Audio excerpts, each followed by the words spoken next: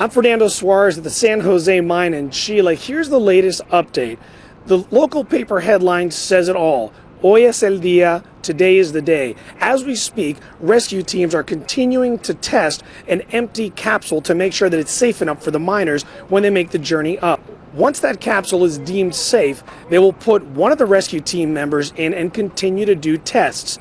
Later in the day, we expect the first two members of the rescue team to make their way all the way down to the miners to start prepping them for the journey. One of them will actually be a paramedic who's bringing medication to make sure that the miners are healthy enough to make the journey up.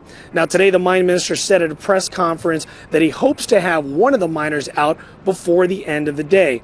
Now, the size of the capsule is actually about the size of this bicycle tire. As you can tell, it's quite snug. There's not a lot of room to move around in.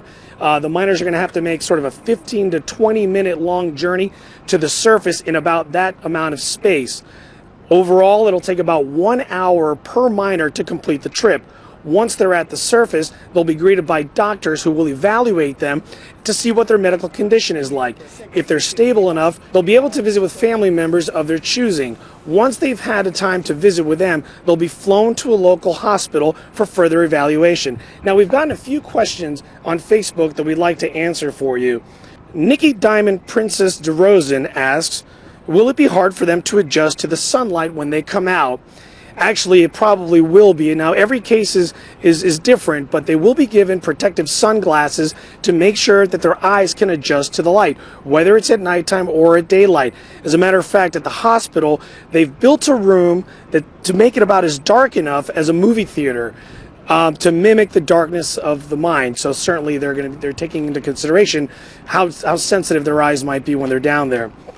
We got one more question from Betsy Merritt Drew.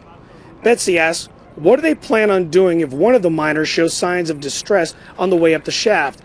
As a matter of fact, Betsy, the small capsule that's going to be taking them up is traveling at about 3 feet per second.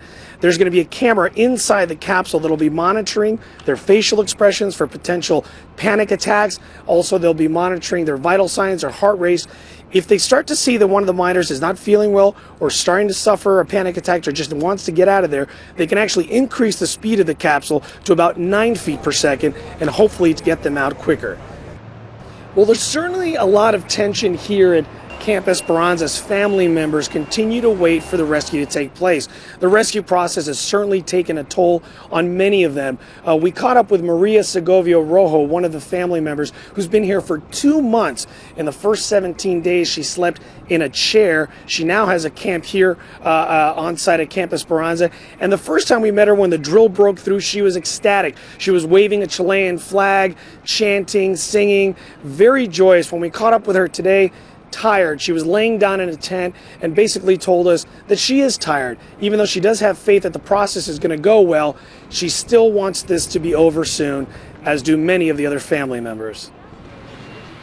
Well, this is clearly one of the most difficult stories I've ever covered logistically. I mean, if you look around, this is absolute barren desert. There's rock everywhere. We're in the middle of nowhere. Throw into that about 1,000 different media organizations with satellite trucks, campers. We're all competing for the one same thing, which is access to family members at this point. Many of those family members are actually being held in a special location where media can't even access them. And once those miners start coming out, it'll start all over again. We'll all be competing to talk to that one miner, and that's certainly going to be a challenge as we go forward.